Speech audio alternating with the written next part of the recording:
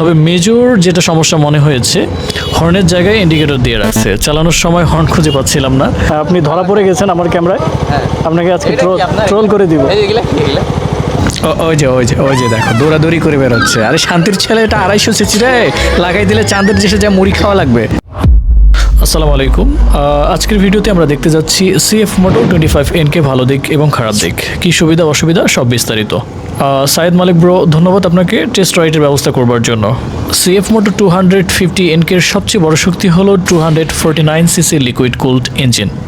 এই ইঞ্জিনটি প্রায় 26 থেকে 27 হর্স পাওয়ার প্রডিউস করে, যা এই সেগমেন্টের বাইকগুলোর মধ্যে যথেষ্ট শক্তিশালী। সিটি রাইডে থ্রোটল রেসপন্স খুবই স্মুথ, আর হাইওয়েতে গেলে বাইকটা নিজেই বলে দেয় আমি 250cc ক্লাচের। ওভারটেকিং করার সময় কোনো হেজিটেশন ফিল হয় না, কারণ টর্ক ডেলিভারি খুবই balanced. Smooth gearbox and riding comfort. এই বাইকটিতে রয়েছে 6 স্পিড গিয়ারবক্স, যেটা রাইডিং এক্সপিরিয়েন্সকে করে আরও smooth. Gear shifting soft, long রাইডে হাতে বা পায়ে অতিরিক্ত চাপ পড়ে না। ডেইলি কমিটিং হোক বা weekend long tour, CF Moto 250NK দুক্ষেত্রেই আপনাকে হতাশ করবে না। Dual channel ABS, big safety advanced. এটা পার্সোনালি আমাকে অনেক ভালো লেগেছে। সেফটির দিক থেকে সিএফ মোটো 250NK অনেক এগিয়ে, কারণ এখানে আছে ডুয়েল চ্যানেল এবিএস। হঠাৎ ব্রেক করলে চাকা লক হওয়ার ভয় অনেক কম, বিশেষ করে ভেজা রাস্তা বা হাই স্পিডে। বাংলাদেশের রাস্তায় এবিএস থাকা মানে শুধু ফিচার না, এটা একদম necessity. Premium FTP digital display, CF Moto 250NK এর এফটিপি ডিজিটাল ডিসপ্লে একদম প্রিমিয়াম ফিল দেয়। Speed, RPM, gear position, fuel level সব কিছু খুব ক্লিয়ারভাবে দেখা যায়, দিন হোক বা রাত। ডিসপ্লে ভিজিবিলিটি খুব ভালো, যা রাইডারকে দেয় আরও confidence. Aggressive and modern naked bike ডিজাইনের কথা বললে সিএফ মোটো 250NK সত্যি নজর করে। Sharp body line, muscular fuel tank আর অ্যাগ্রেসিভ ফ্রন্ট লুক, ওয়াও। এই বাইককে আলাদা করে চিনিয়ে দেয় এটা এমন একটি বাইক যা রাস্তায় দাঁড় করালে মানুষ ঘুরে তাকাবে। আসলেই আমি চালানোর সময় অনেকেই তাকিয়েছিল।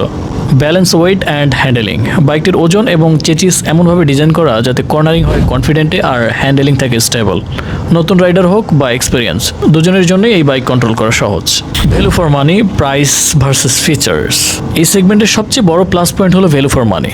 অনেক 250cc বাইকে এই দামে এবিএস, এফটিপি ডিজিটাল ডিসপ্লে এবং এই পরিমাণ পাওয়ার পাওয়া যায় না। তাই বাজেটের মধ্যে একটি ফিচার প্যাকড 250cc বাইক চাইলে সিএফ মোটো 250NK সত্যি স্ট্রং কন্টেন্ডার। ফাইনাল সামারি, সব মিলিয়ে বলা যায় সিএফ মোটো 250NK এমন একটি বাইক যা দেয় শক্তিশালী পারফরমেন্স, আধুনিক ফিচার, প্রিমিয়াম ডিজাইন এবং ভালো সেফটি। যদি আপনি 250cc নেকেড বাইক নিতে চান, তাহলে এই বাইক অবশ্যই আপনার শর্ট লিস্টে থাকা উচিত। এক কথায় অসাধারণ একটি বাইক, আমার কাছে জোস লেগেছে। তবে মেজর যেটা সমস্যা মনে হয়েছে, হর্নের জায়গায় ইন্ডিকেটর দিয়ে রাখছে। চালানোর সময় হর্ন খুঁজে পাচ্ছিলাম না। অনেক সময় ইমার্জেন্সি সিচুয়েশনে ক্লাসও চাপতে হয়, আবার হর্নও দিতে হয়। এই বাইকে যেটা পসিবল না। স্টাফরে জিগাইলাম, ভাই এটা তো বিশাল সমস্যা। উনি আমারে বললো, ভাইয়া এটা ইউরোপিয়ান স্টাইলে বানানো হয়েছে তো তাই। ভাই আমি পছন্দ করি গরু মাংস ভাত, বিরিয়ানি দিলে তো হবে না। ইউরোপিয়ান স্টাইল ইউরোপে চলবে, বাংলাদেশে না। সো হাইলি রিকমেন্ড থাকবে এই জায়গাটা সমাধান করা। বাকি ওভারঅল জোস একটা বাইক। ওই যে দেখো দৌড়াদৌড়ি করে বেরোচ্ছে। আরে শান্তির ছেলে, এটা 250cc রে, লাগাই দিলে চাঁদের দেশে যা মুড়ি খাওয়া লাগবে। না, এদের জ্বালায় মোটো ব্লক করেও শান্তি পাওয়া যায় না।